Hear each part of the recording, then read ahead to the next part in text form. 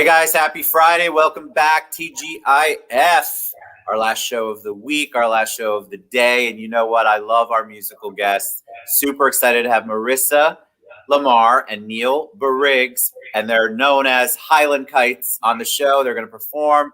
We're going to talk about how you can heal through art. They've got a great journey to share. So we're all very excited. Welcome to the show, guys. How are you today? Thank you. We're doing great. Yeah, doing great. Love the background. I said it before we went live. I love that background. I'm embarrassed by mine. You guys look awesome. That's what a background should look like when you're doing a show. All right. So we talked before we went live. The audience loves origin story. They want to know about each of you individually and then how you came together. They love to know what motivated you, and we'll take a deep dive into that. But let's start with the basic 411 on each of you. And of course, ladies first, we'll start with you, Marissa. Okay, cool. Okay, well, my story is kind of interesting. I didn't actually find music until I was 26 or so. Wow. So yeah, I was doing other things in life. I'd always been a writer just for fun, you know, writing poems, writing little short stories. So I had books and books of that, but I never really thought I was going to be an artist, to be honest. And then 26 is actually late from any other story I've heard. That's amazing. You didn't sing before, play in the choir, had any interest? Wow, that is an interesting story. Yeah, it was a pivot for sure, like a very hard right. That's a shift. I mean, most people that come on the show that are musicians or artists, they knew in the beginning. You know, you get that story of since I was 4 years old, and maybe that's what Neil's going to share. So I'm not trying to take your sunshine, Neil, but that's usually what you hear. Is I was 4 years old and I knew then I was going to be a musician and an artist. I'm like, I think I was eating sand or dirt at 4 years old. So 26 is interesting. So what was the pivot for you? How did you discover that? Okay, so I always had sort of buried deep inside me the desire to perform and to be an artist. It always had been there, but my life just sort of took a different path, and it wasn't a bad path. It just was different. So I actually ended up getting really sick. I got Lyme disease, which sorry. Yeah, it was weird, and it kind of progressed really far because at the time I got it, it wasn't really known about that much, so it didn't get diagnosed for many years. So I ended up actually like almost dying, and I was bedridden for a long time. And it was a crazy time, and it just like shifted my view on life. And as I was lying there, like, okay, if I get better, what am I going to do with myself? Because my whole life prior to this is sort of over. Like I don't have the job I had. I don't really have all the friends I had.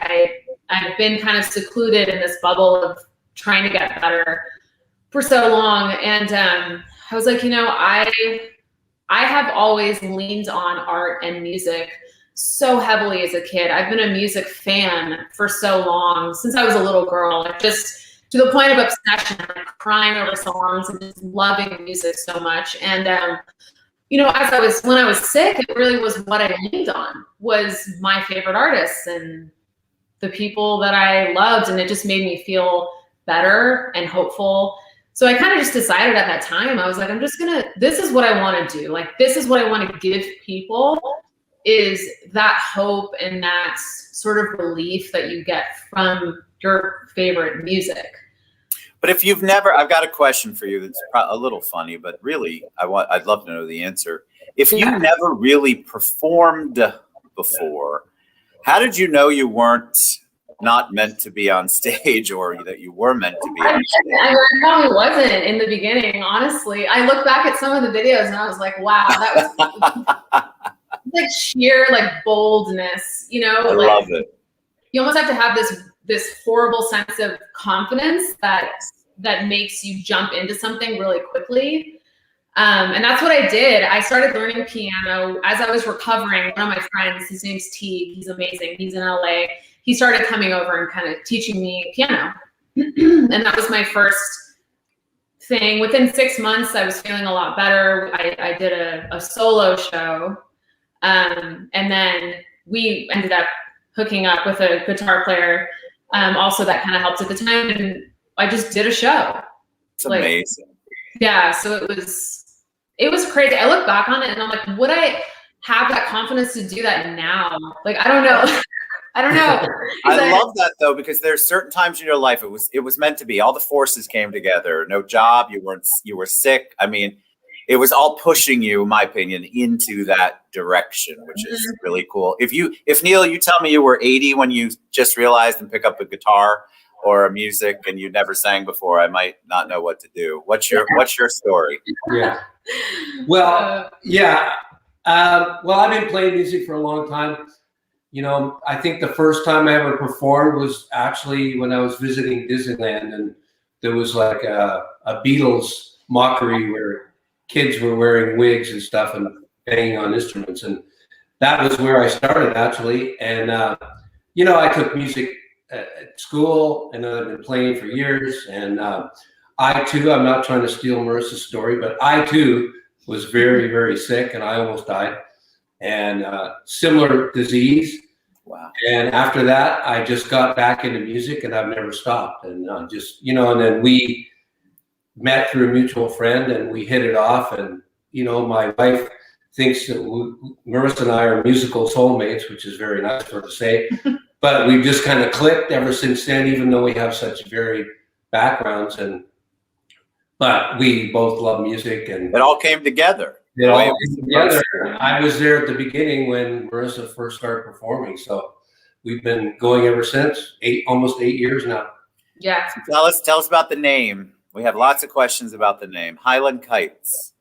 Okay, so it really was an I don't know, actually. There was a cross street when I was growing up called Highland in LA.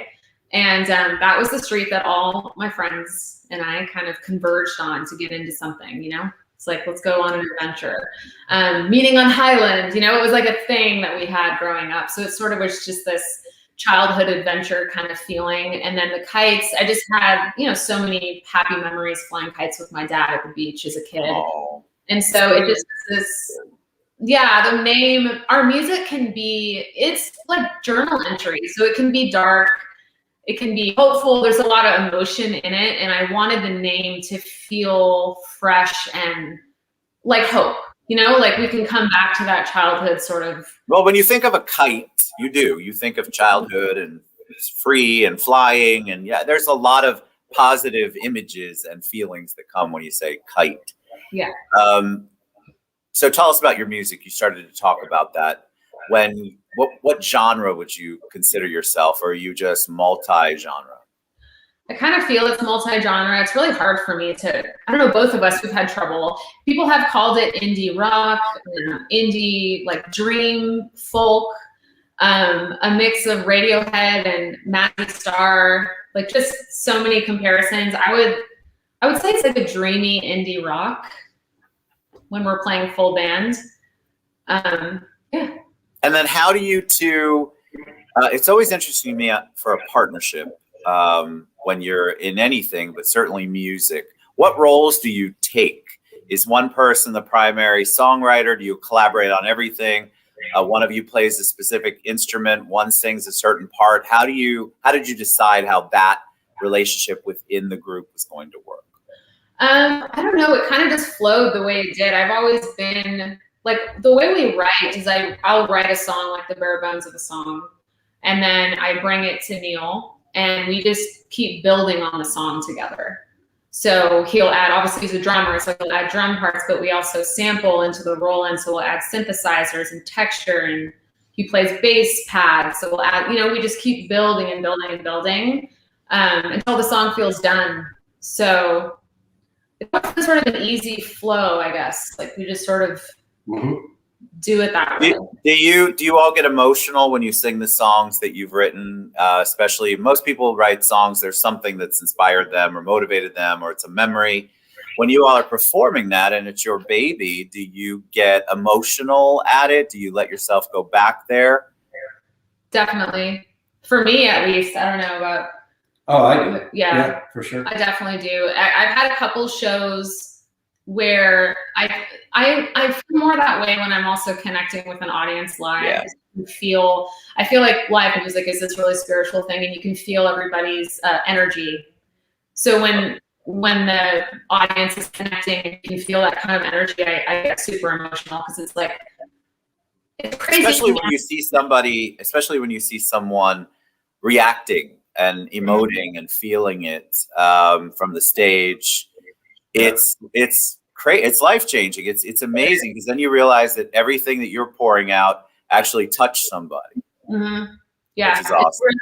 It's really special. It's weird because as an artist, you don't want to get into it to impress other people, but you want to touch other people. You want to be able to help someone. That really has always been our goal, is like, we just want to help people with healing art. through art. Yeah. So all right, so what's the first thing you're going to sing for us? Okay, so the first thing we want to start off with is the song that isn't released yet, that is coming out on the 21st of April. So we wanted to do a little stripped down version of that. It's called Long Road. Long Road. All right, so Highland Kites, guys. Take your time. Let me take myself off and put you front and center. Can we see Neil? Hold on. Okay. You can't see me, but I can see you. Okay, there we are. Okay.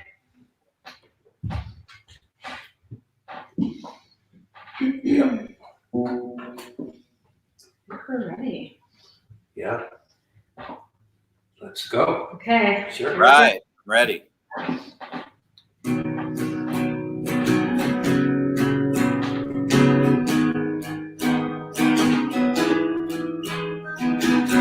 did it take so long to know where it all went wrong?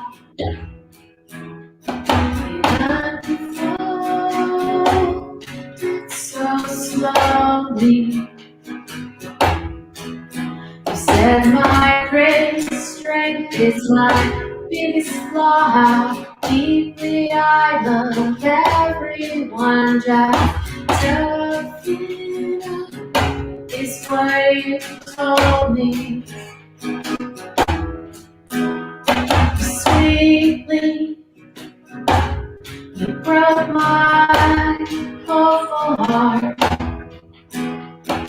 Held up the pieces like some modern art. Why did I cling to you so fully?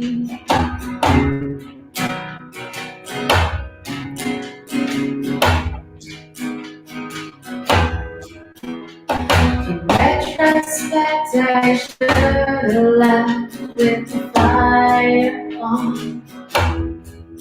But embers burn out slowly.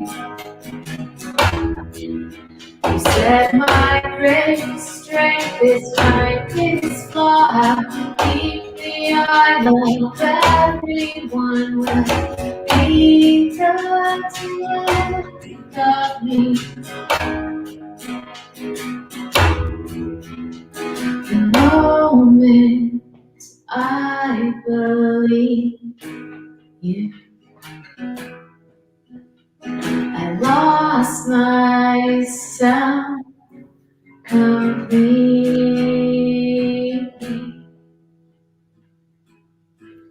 It's been a long road back to me.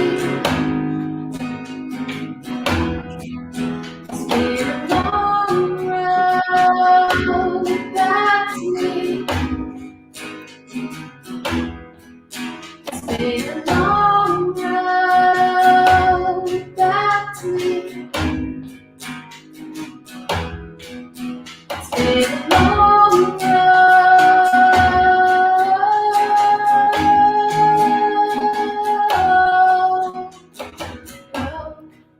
back to me, back to me, back to me, back to me. Back to me, back to me, back to me, back to me. I loved it. I have to ask before I comment about what the vocals reminded me of. What are you playing, Neil? I'm playing.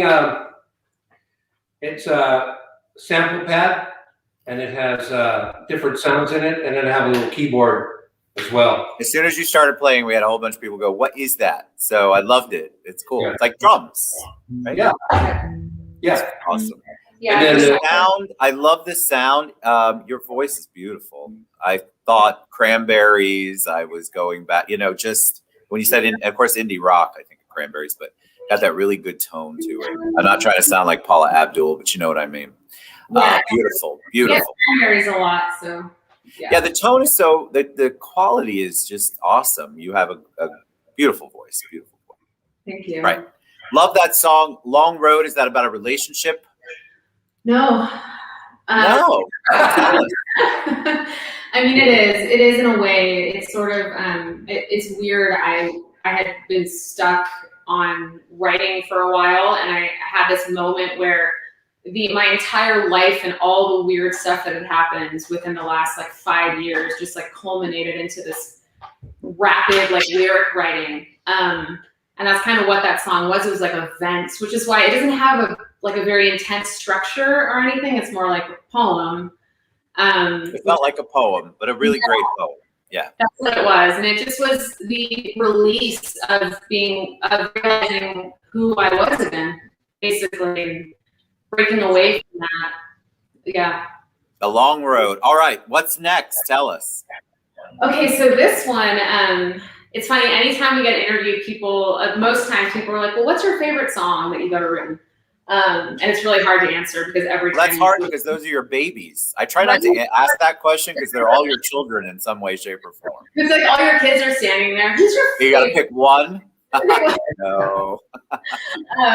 But I always come back to this one because I wrote that at a time in my life where I was kind of gaining strength back physically and mentally. And it was so personal to write that I actually almost scratched it. And on this moment of bravery, I played it for Neil. And I was like, okay, I'm just going to play this for you. You probably won't like it. It's weird. And he listened to it and he was like, no, don't scratch it. I love it. So it ended up being the song that we play. People request the most when we play live, and isn't that awesome? It's amazing. We always close our set with it, and it just means a lot to both of us. So, yeah. All right, awesome. What's the name of it again? I'm Not Weak. I'm Not Weak. Awesome. Right? Yes.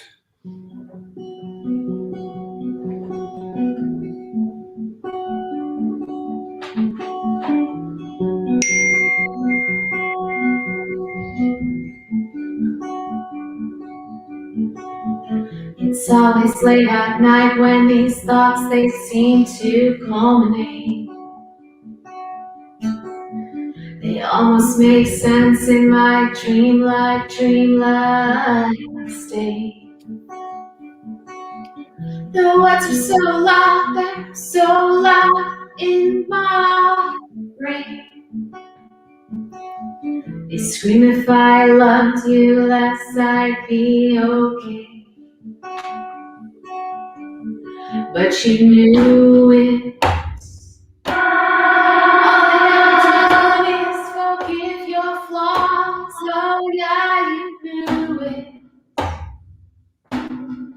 That I can't help myself at all. Not at all.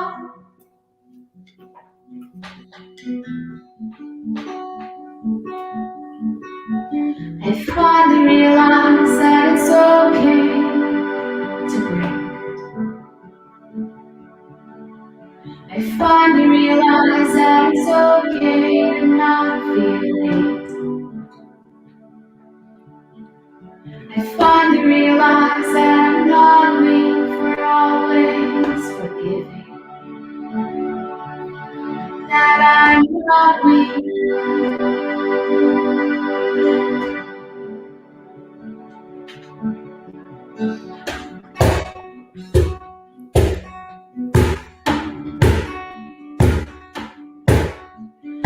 As I walk away, I curse the whole universe for not splitting love in perfect halves so we're equally hurt. Curse myself for heavy thinking, feeling all this pain. A thousand deaths deep seated in my brain, in my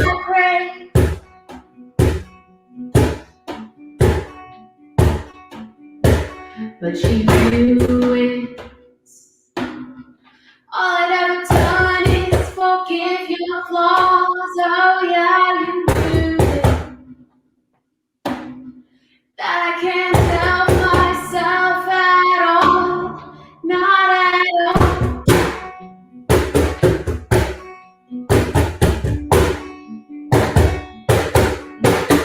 Finally realized that it's okay.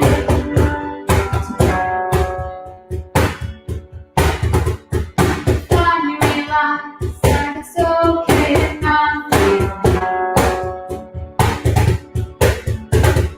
Finally realized that I'm not weak for always. That I'm not weak.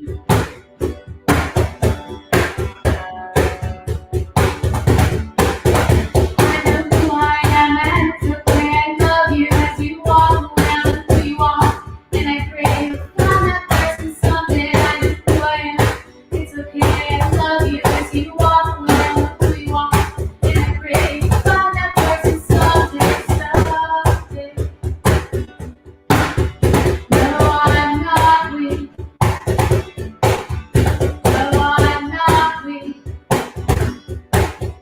No, I'm not weak. I'm not weak. I'm not weak. I'm not weak. I'm not weak.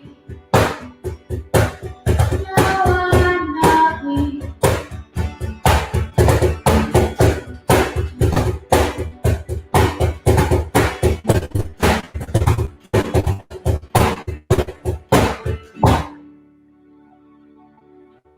Woo. Okay, I loved that song a lot. I love the interaction. I don't know if you guys can see me when I'm moving along. I'm sorry if you can. The audience can't.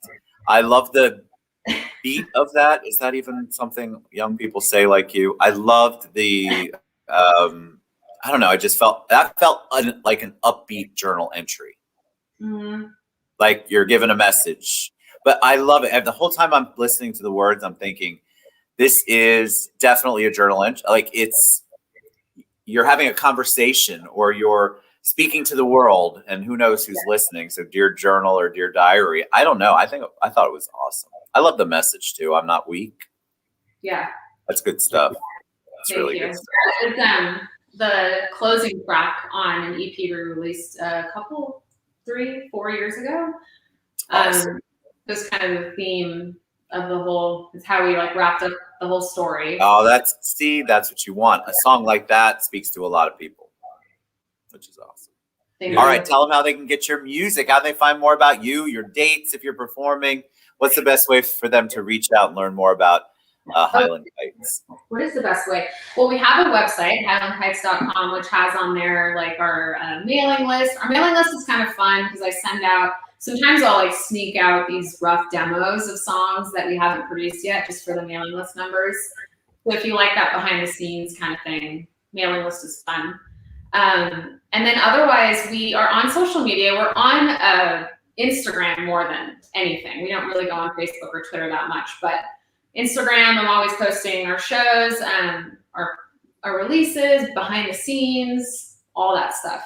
So Fantastic. All right. Yeah. So Instagram, of course, I tagged you, I think, on Facebook, but you can find them through me if you can't find them. Instagram for sure, or highlandkites.com. I'm sure you can reach out to them there. That was so awesome, guys. Thank you so much. I loved it.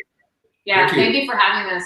Absolutely love it. Come back anytime you got a new release or something you want to perform. I could listen to you guys all day long. It's awesome. Thank you so much. Thank you. All right, everybody. Have a great weekend. Yes, you too. Support our local artists. Support our artists. 2020 was a crazy year. Let's make 2021 better for them. So get out and support them. Download their stuff. Buy their stuff. Go to their concerts. And watch them live on their pages. It all helps. All right, guys. We'll see you later. Have a good one.